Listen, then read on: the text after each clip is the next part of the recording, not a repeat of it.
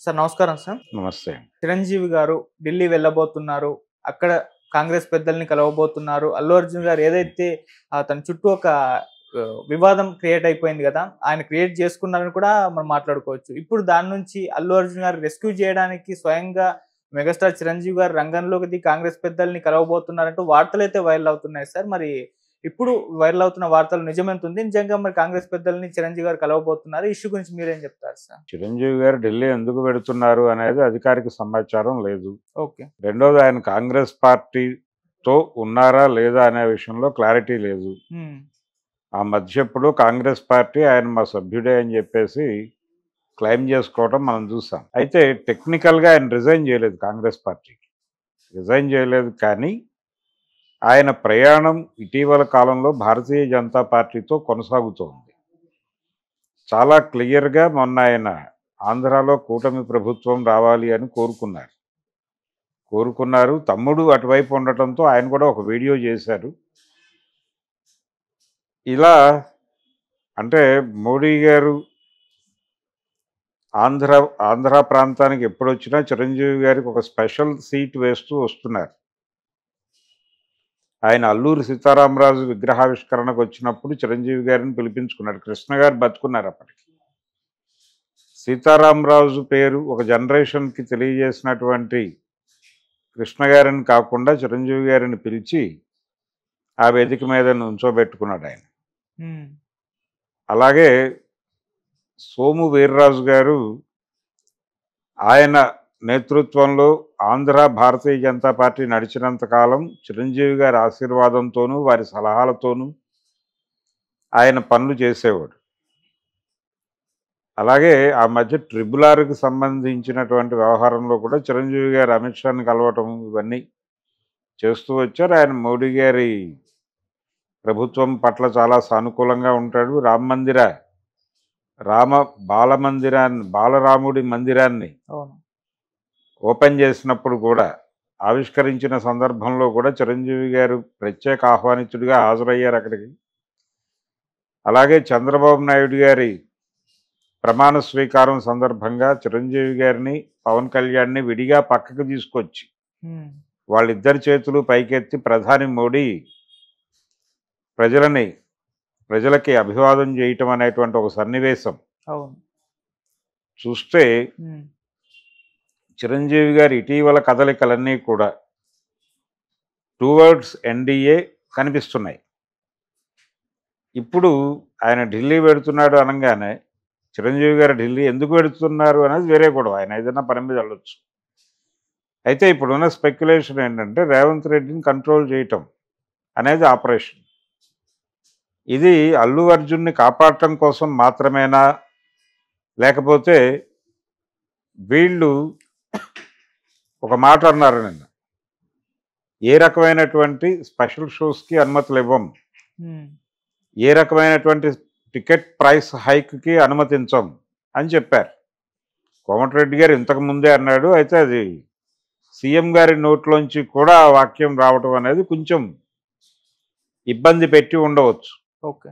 ఆ నిర్ణయం వలన రేపు సంక్రాంతికి రిలీజ్ అవబోతున్నటువంటి గేమ్ చేంజరు, అలాగే డాకు మహారాజు, సంక్రాంతికి వస్తున్నాం అనే 3 సినిమాల మీద ఎఫెక్ట్ పడే ఛాన్స్ ఉంది. పర్టికులర్గా గేమ్ చేంజర్ మీద పడే అవకాశం ఉంది. బాలకృష్ణ గారికి రేట్ల పెంపు తగ్గింపుతో సంబంధం లేదు. ఆయన ఈ గోలకు చెందిన మనిషి కాదు. గతంలో అఖండ కూడా తక్కువ రేట్లలో అక్కడ రిలీజ్ చేసినా ఆయన ఏమీ ఫీల్ కాలేదు, యుద్ధం చేయలేదు, గొడవ పడలేదు. దాని పద్ధతిలో అది నడుస్తుంది అనుకునే మనిషే తప్ప ఆయన ఈ విషయాలు పట్టించుకునేవాడు కాదు. గేమ్ చేంజర్కి అవసరం. దిల్ రాజు గారు ఆల్రెడీ చెప్పాడు, బెనిఫిట్ షోస్ డెఫినెట్గా ఉంటాయి. బెనిఫిట్ షోస్ కాదు, వాటిని ప్రీమియర్స్ అంటున్నారు. ఆ ప్రీమియర్స్ ఎలాగూ ఉంటాయి డెఫినెట్గాను. ప్రైస్ హైక్ కూడా ఉంటుంది అని చెప్పారు వారు అమెరికా వెళ్ళడానికి ముందు. పైగా ఆయన ఫిల్మ్ డెవలప్మెంట్ కార్పొరేషన్ చైర్మన్, ఆ హోదాలో కూడా చెప్పాడు ఆయన ఆ మాట. ఈలోపు ఈ మాటలు దొరికినాయి ప్రభుత్వం వైపు నుంచి. అది ఈయన వెళ్ళి మాట్లాడుకుని సానుకూలంగా నిర్ణయం తీసుకునేలా చేయొచ్చు. కానీ గేమ్ చేంజర్ టైంకి ఈ ప్రైస్ హైక్ చేయము అన్నటువంటి తెలంగాణ ప్రభుత్వ విధానంగా మారితే ఇబ్బంది అవుతుంది. కాబట్టి ఇప్పుడు పుష్ప రికార్డులని కొట్టాలి అంటే ఎవరికైనా సరే పుష్ప 2కి ఈ రికార్డు సాధించడానికి సహకరించిన అంశాల్లో ప్రీమియర్స్ అధికంగా పడుట ఒకటి దానికి తోడు ప్రీమియర్స్కి ఎక్కువ రేట్లు పెట్టి టికెట్లు అమ్మటం ఒకటి.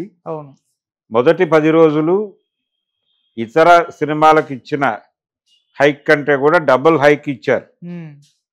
అది ఇవన్నీ 3 అంశాలు కలిసి అది రికార్డు కొట్టగలిగింది. ఓకే.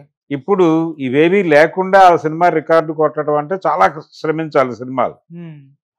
అందుకని మాకు కూడా అవకాశాలు కల్పించండి, మేము ఆ రికార్డుని బద్దలు కొట్టేస్తాం అనేది అడగటం కోసం. అంటే ఆయన మేనల్లుని రక్షించడం కన్నా కూడా ఈ నిర్ణయం పట్ల ఈ ప్రీమియర్స్కి అనుమతించము, అలాగే ప్రైస్ హైక్కి అనుమతించము అనే నినాదాల నుంచి తెలంగాణ ప్రభుత్వాన్ని యూటర్న్ తీసుకునేలా చేయటం కోసం కాంగ్రెస్ అధిష్టానంతో మాట్లాడి వారి ద్వారా ఒక మాట చెప్పించి పరిస్థితిని సానుకూలపరచడం కోసం ఢిల్లీ వెడుతున్నారు అనేది ఒక వార్త. ఓకే. మేనల్లుండి కాపాడటం కోసం అనేది ఒక వార్త. ఈ రెండిటితో పాటు అంటే ఈ రెండు కూడా కాంగ్రెస్ పెద్దలతో మాట్లాడి రేవంత్ రెడ్డిని కన్విన్స్ చేయటం. ఓకే. తనకు ఉన్నటువంటి యాక్సెస్, పైగా గతంలో కేంద్ర మంత్రిగా పనిచేశాడు ఆయన యూపీఏలో, ఇవన్నీ ఉపయోగించి, అలాగే ఆ మధ్య ఆయన్ని పర్సనల్గా ఇంటికి వెళ్ళి ఆయన్ని ఇంటర్వ్యూ చేశాడు కిషన్ రెడ్డి. ఆ సందర్భంగా చాలా ఆత్మీయంగా మాట్లాడుకున్నారు. ఇప్పటికీ మీ డ్రైవరే నా డ్రైవరు అంటే ఈయన చేసిన శాఖ ఆయన చేస్తున్నాడు, అదే ఆఫీస్లో నేను ఉన్నాను, ఇలా చాలా ఎమోషనల్గా ఢిల్లీ వ్యవహారాలు మాట్లాడుకున్నారు వాళ్ళు. ఓకే. సో ఇంకొక స్పెక్యులేషన్ ఏంటంటే ఈయన నేరుగా అధికార పార్టీ అంటే ఎన్డీఏ కేంద్ర నాయకత్వంతో మాట్లాడి వారి ద్వారా రేవంత్ని కంట్రోల్లోకి తీసుకునే ప్రయత్నం చేస్తారు అని కూడా ఒక వార్త బయట సర్క్యులేషన్లోకి వచ్చేసింది. ఎప్పుడైతే చిరంజీవి గారు ఢిల్లీ అన్నారో, ఢిల్లీ పర్యటనకు సంబంధించి అధికార సమాచారం లేకపోయినప్పటికీ ఆయన చిరంజీవి ఢిల్లీ అనే 2 పదాల వెనకాల ఇన్ని కథలు పుట్టుకొస్తున్నాయి. ఇన్ని కథలలో ప్రధానమైన కథలు ఇప్పుడు 2 చెప్పుకున్నాం మనం. ఇంకొక స్టోరీ ఏంటంటే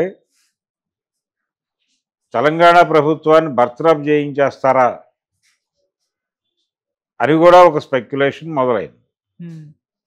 అంటే ఒక సినిమాకి సంబంధించిన గొడవ ఈ లెవెల్కి తీసుకెళ్ళి, అంటే అద్భుత రసంలో చెబితే ఏ విషయమైనా ప్రజలకు కనెక్ట్ అవుతుంది అనేది రేపు రిలీజ్ అవబోయేటువంటి గేమ్ చేంజర్ డైరెక్టర్ శంకర్ గారి నినాదం. పేదరికం గురించి మాట్లాడటం కూడా అద్భుత రసంలో చెప్పాలి అనుకునే బాపతాయి. అట్లా ఆ బాపత వాళ్ళు చిరంజీవి ఢిల్లీ అనేటువంటి ఒక లింకుని అద్భుత రసంలోకి తీసుకెళ్ళి తెలంగాణ ప్రభుత్వాన్ని బర్తరఫ్ చేసి రాష్ట్రపతి పాలన పెట్టి ఆర్టికల్ 356 ఏదో ఉంది కదా, దాని కింద రద్దు చేయించేసి రాష్ట్రపతి పాలన పెట్టి సినిమా రిలీజ్ చేసేస్తారు అని కూడా కొంతమంది మాట్లాడేస్తున్నారు. ఇదొక ప్రమాదకరమైన ఆలోచన. ఓకే. ఏది ఇప్పుడు నిన్న జేఏసీ వాళ్ళు అక్కడ అల్లు అర్జున్ ఇంటి దగ్గర పూల కుండీలు పగలగొట్టగానే ఇన్ని సంవత్సరాల తర్వాత కూడా విద్వేషం ఉందా? ఆంధ్ర వాళ్ళ మీద విద్వేషం తగ్గలేదా? అసలు ఇక్కడ ఉండటం కన్నా ఆంధ్ర వెళ్ళిపోవటం బెటరు అని ఎలాగైతే కొంతమంది ఆంధ్ర ప్రాంతపు జ్ఞానులము అని చెప్పుకునే వాళ్ళు మాట్లాడుతున్నారు, ఆ ఎక్స్ట్రీమ్ ఎలా చూసామో అలాంటి ఎక్స్ట్రీమే ఇది కూడా. ఏది చిరంజీవి గారు తెలంగాణ ప్రభుత్వాన్ని ఏదో చేయటానికి వెళుతున్నారు అనేది. ఇది ఎలా ఉంటుందంటే దున్నపోతు ఈనిందంటే దూడను కట్టేయండి అన్న లెవెల్కి పెడుతున్నారు. కాబట్టి స్పెక్యులేషన్స్ రకరకాలుగా ఉంటున్నాయి. అంటే ఎవరి పద్ధతిలో వాళ్ళు ఒక ఊహాగానాన్ని మార్కెట్లో వదిలేస్తున్నారు. చిరంజీవి గారు నిజంగా ఢిల్లీ పెడితే ఒక అవకాశం, ఆయన కాంగ్రెస్ పార్టీ పెద్దలతో మాట్లాడి పరిస్థితిని సానుకూలపరచడానికి వెళ్ళాల్సిన అవసరం ఉండుండొచ్చు. ఎందుకంటే అరవింద్ గారు చెబితే చిరంజీవి గారు కన్సిడర్ చేస్తారు, చేసి ఎందుకు మనం చూద్దాం, ఇది ఢిల్లీ లెవెల్లో మాట్లాడదాం అని ఉండొచ్చు అని ఆ మేరకు హామీ ఇచ్చి ఉండొచ్చు. ఆ నేపథ్యంలో ఈ కథనాలన్నీ సర్క్యులేట్ అవుతూ ఉండుండొచ్చు. ఓకే. దీనికంటే ముందు ఇంత ఇంత లెవెల్లో అక్కర్లేదు. ముందు సానుకూలంగా అరవింద్ గారు, చిరంజీవి గారు, అల్లు అర్జున్ గారు అందరూ కలిసి సిటీ కమిషనర్ ఆనంద్ గారిని కలిసి, అయ్యా నిన్న మీరు ప్రెస్ మీట్ మేము చూసాము, జరిగిన దానిలో మా లోపం కూడా ఉండుండొచ్చు, ఆ తప్పు ఏదైనా మా వైపు నుంచి జరుగుంటే అక్కడ తొక్కిసలాట ఏర్పడటం వెనకాల నా ప్రవేశము వలన ఉద్భవించినటువంటి పరిస్థితులు కారణం అయ్యుంటే అందుకు నేను బేషరతుగా క్షమాపణ చెప్పుకుంటున్నాను. అలాగే గతంలో నేను మాట్లాడిన మాటలన్నిటినీ విత్డ్రా చేసుకుంటున్నాను. ప్రెస్ మీట్లో నా మీద నా క్యారెక్టర్ అసాసిన్ చేయడానికి ప్రయత్నం చేస్తున్నారు అని చెప్పినటువంటి మాట, దాంతోపాటు చాలా అబద్ధాలు ప్రచారం అయిపోతున్నాయి అని చెప్పిన మాట, తన్ని టార్గెట్ చేస్తున్నారు అనేటువంటి మాట, ఇవన్నీ విత్డ్రా చేసుకుంటున్నాను. నేను నా వైపు నుంచి జరిగిన తప్పులకి క్షమాపణ వేడుకుంటున్నాను. అలాగే కేసుకు సంబంధించి చట్టం ఎలా చేస్తే అలా జరుగుతుంది, దానికి నేను సహకరిస్తాను. ఫర్దర్గా ఈ ఇష్యూలో మేము మా వైపు నుంచి ఏ రకమైన సహాయం కావాలన్నా మేము చేయడానికి సిద్ధంగా ఉన్నాం. ఆ కుటుంబానికి దానికి సహకరించండి. మీకు కలిగించిన అసౌకర్యానికి అంటే మా వైపు నుంచి కొన్ని వ్యాఖ్యలు రావటం వలన మీరు ఒక ప్రెస్ మీట్ పెట్టాల్సిన పరిస్థితి వచ్చింది. ఆ పరిస్థితి తీసుకొచ్చినందుకు మేము బాధపడుతున్నాం ఇప్పుడు. అందుకని మీకు సారీ చెప్దామని వచ్చాం. సారీ చెప్పడం తప్పేం కాదు. ఒక ఐపీఎస్ ఆఫీసర్కి సారీ చెప్పడం అనేది వాళ్ళ స్థాయి తగ్గించినట్టేం కాదు. చెప్పి అక్కడి నుంచి స్ట్రైట్గా కోమటిరెడ్డి దగ్గరికి వెళ్ళి కూర్చుని ఆయనతో మాట్లాడి, ఈ గ్రౌండ్స్లో జరిగింది ఇది, దయచేసి మర్చిపోండి, అయిపోయింది. ఇప్పుడు మీరు మేము కలిసి ఏం చేయగలం ఆ కుటుంబానికి ఆలోచిద్దాం. అలాగే మీ నాయకత్వంలో ఒకసారి ముఖ్యమంత్రిని కలుద్దాం అని వారితో సంప్రదించి, వారి నాయకత్వంలో సీఎం గారిని కలిసి హంబుల్గా అక్కడ కూడా ఇదే మాట్లాడి సమస్య సానుకూలంగా పరిష్కారం అయిపోతుంది. దీనికి ఢిల్లీ వెళ్ళి హడావిడి చేయాల్సిన అవసరం లేదు. హైదరాబాదులో వీళ్ళందరూ కలిసి బయలుదేరితే 3 గంటల్లో సెటిల్ అయ్యే ఇష్యూ ఇది. దీన్ని అనవసరంగా ఢిల్లీ లెవెల్లో తీసుకెళ్ళి, అంటే పొద చుట్టూ కొడుతున్నారు కానీ పొదలో కొట్టడం లేదని మనకు ఒక సామెత ఉంది. అదే చేస్తున్నారు ఇప్పుడు. ఈ ఢిల్లీ వెళ్ళటం కూడా అదే.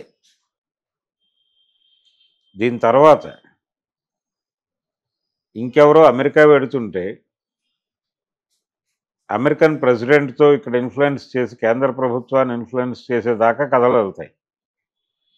అందుకని ఇవన్నీ కాదు, ముందు తమని తాము అంచనా కట్టుకుని జరిగిన తప్పులో మన పాత్ర ఏమిటి అనేది ఒక్కసారి రివ్యూ చేసుకుని హంబుల్గా ప్రపంచం ముందు అంగీకరించి బేషరతుగా క్షమాపణ చెప్పేసి ఒక్క మాట చెప్తే ఇష్యూ సాల్వ్ అయిపోతుంది. ఆ ఒక్క దగ్గరే ఆగింది. 3 ప్రశ్నలు అట్నుంచే వస్తోంది. ఒకటి, నువ్వు అంగీకరించటం లేదు, ఎవరిదో తప్పంటున్నావు, ముఖ్యంగా పోలీసుల వైఫల్యంగా చూపించే ప్రయత్నం చేస్తున్నావు, అది తప్పు అనేది ఒకటి. రెండోది, నువ్వు ఆ కుటుంబాన్ని కలవకుండా ఉండటానికి లీగల్ హర్డిల్స్ ఉన్నాయని చెప్తున్నావు, అది తప్పు. ఈయన వెడితే అక్కడ ఇంకేదో జరుగుతుంది అని బన్నీవాసు అన్నాడని ఆగిపోవటం కూడా అక్కర్లేదు. మీరు ఏదో గెటప్లో వెళ్ళండి, అక్కడికి ఎవరికి తెలియకుండా వెళ్ళండి, వెళ్ళి ఆ కుటుంబానికి ఓదార్చి వచ్చేసేయండి సైలెంట్గా. ఎవరికి అవసరం? మీరెవ్వరికి చెప్పకుండా రహస్యంగా మీరు వెళ్ళిపోతే ఎవరు చూశారు? ఇప్పుడు కొన్ని నిర్మాణాలు జరుగుతూ ఉంటాయి సినిమా హీరోలకు సంబంధించి, వాళ్ళు భయంకరమైన ఇమేజ్ ఉన్న హీరోలు కూడా.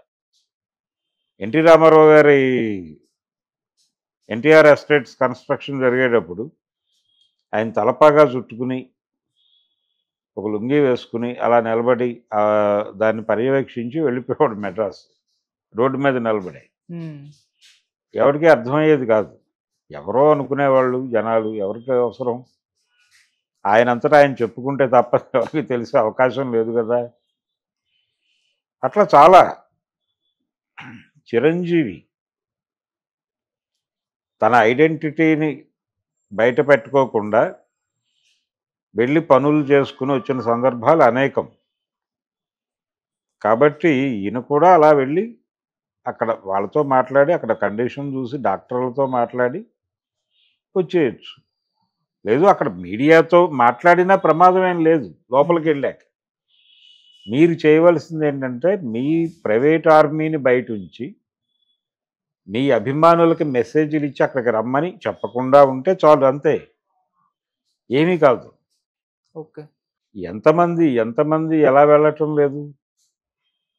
అందుకని కొంచెం తగ్గి, ఆయన తగ్గేదేలే అనుకున్నప్పటికీ కొంచెం తగ్గి సబ్మిసివ్గా వ్యవహరిస్తే తన ప్రకటనల్లో ఉన్నటువంటి అపసవ్యత, ఆయన మొదటి వీడియో దగ్గర నుంచి నిన్న ముఖ్యమంత్రి గారిని టార్గెట్ చేస్తూ మాట్లాడిన ప్రెస్ మీట్ వరకు ఆయన ఎక్కడా కూడా మొత్తం తప్పుని వేరే వాళ్ళ మీదకి నెట్టే ప్రయత్నం చేస్తున్నాడు తప్ప యూనిట్కి లేకపోతే డిస్ట్రిబ్యూటర్లకి, థియేటర్ వాళ్ళకి, తనకి దీనిలో ఏదో మేరకు ఏదో డోసేజ్లో సంబంధం ఉంది అనే దాన్ని అడ్మిట్ చేయటానికి ఇబ్బంది పడుతున్నాడు అనేది వాస్తవం.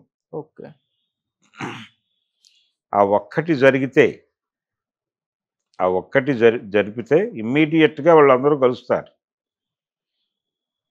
అది చేస్తే సరిపోతుంది. అంతకుమించి చిరంజీవి గారు ఢిల్లీ వెళ్ళి సోనియా గాంధీ గారితో మాట్లాడి, సోనియా గాంధీ గారు రేవంత్ రెడ్డి గారికి ఫోన్ చేసి వారిని ఢిల్లీ పిలిపించి మందలించి ఇంత అక్కర్లేదు.